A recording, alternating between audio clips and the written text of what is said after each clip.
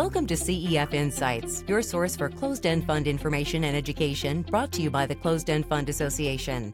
My name is Diane Merritt, and today we are joined by Brian Good, Senior Managing Director and Co-Head of Tradable Credit at THL Credit. We're happy to have you. Thank you very much. So, Brian, can you please give us an explanation of the key characteristics of senior loans and the benefits and risks they present to investors? Sure, my pleasure. Senior loans are debt instruments typically issued by non-investment grade corporate companies. They're known as senior loans because they sit at the top of the borrower's capital structure and therefore have a payment priority in the event of default. But not only are they senior, but they are typically also secured as well. Senior loans are typically secured by the borrower's assets, such as cash, receivables, inventory, property, and equipment. Finally, senior loans are typically structured as floating rate loans, meaning that the interest paid will move with interest rate fluctuations. We believe senior loans provide several benefits to investors. They're an effective way to diversify an investment portfolio. As an asset class, senior loans typically have low historical correlation to other major asset classes, such as equities and fixed income. Performance is another notable benefit senior loans provide investors.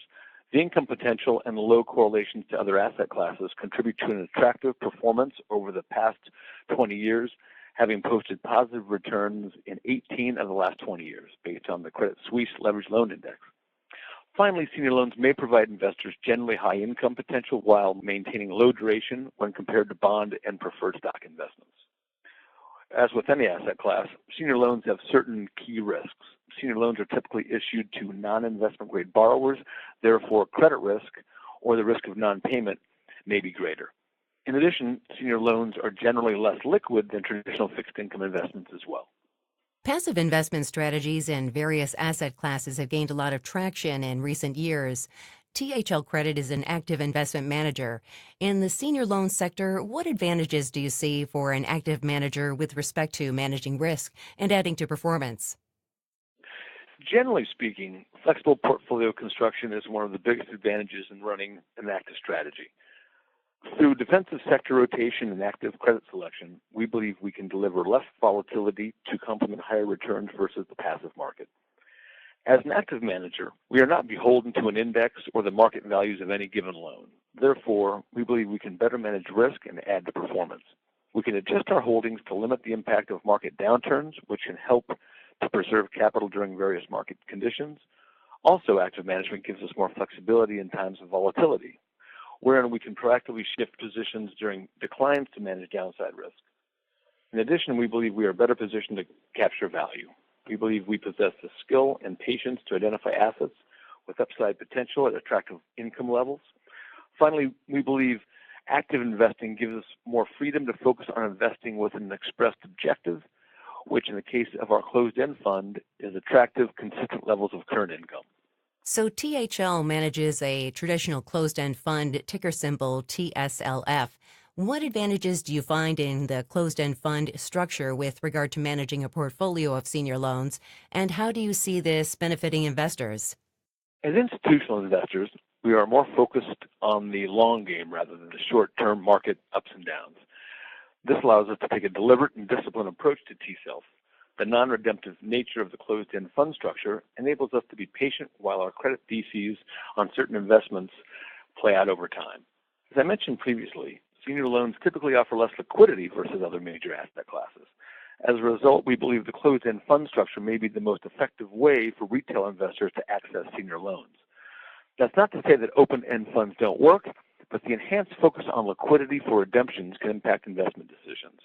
In the closed-end structure, this allows us to invest across the senior loan universe without concerns of daily liquidity required to meet redemptions in an open-end structure. Finally, the ability to use leverage is a benefit we have taken advantage of in the closed-end fund structure. I'll give you an example from last year.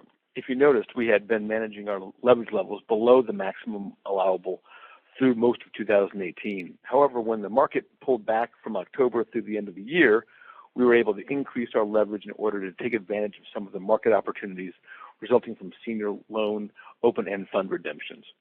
The U.S. economic expansion is about 10 years old, and the Federal Reserve has recently put interest rate increases on hold.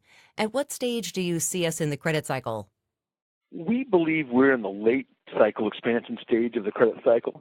However, we continue to expect economic growth through 2019 and 2020. We forecast inflation to remain comfortable in the U.S., which should allow the Fed to be accommodative.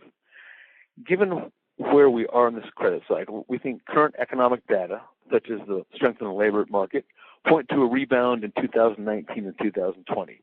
The U.S. economy remains healthy, and we won't be surprised to see recent recession fears fade. And default rates are a key consideration in evaluating below investment grade credits. Do you see the relatively low level of defaults of the last several years continuing to be favorable? Yes, we do. Current default rates are below 2% and have stayed well below the historical average of 3% over the last several years. The current backdrop of strong earnings, reasonably sufficient interest coverage levels, and the lack of short-term maturity should help keep default rates well below historical averages. That being said, we do expect default rates to be slightly higher in 2019 than they were in 2018, but we expect them to be more sector-specific rather than market-wide overall. That is why we believe our defensive sector rotation and active credit selection will help position us to find attractive opportunities for the TSLF fund. Given this, what is your outlook for the opportunities in senior loans? Fixed-rate markets, including high yield, have rebounded year to date, but we believe they have also become more expensive.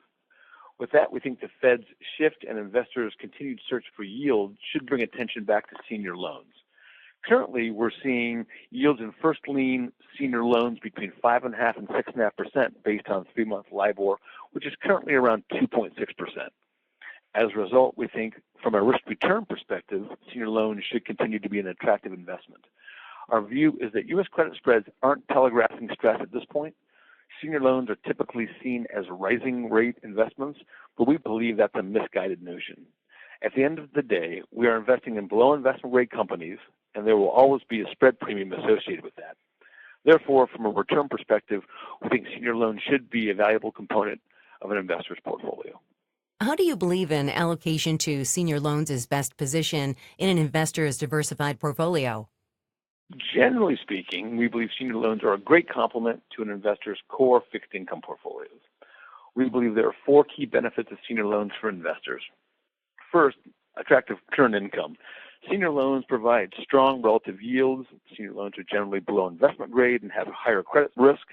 Therefore, investors receive a premium over the yield that would be paid by investments in higher rated bonds. Second, lower interest rate risk overall. Senior loans have low interest rate risk. They can provide a more attractive yield per unit of duration versus other short-term and intermediate duration investments. Compared to other fixed income assets, senior loan prices are generally less sensitive to changes in interest rates because of their floating rate coupons. Third, low correlation and low volatility.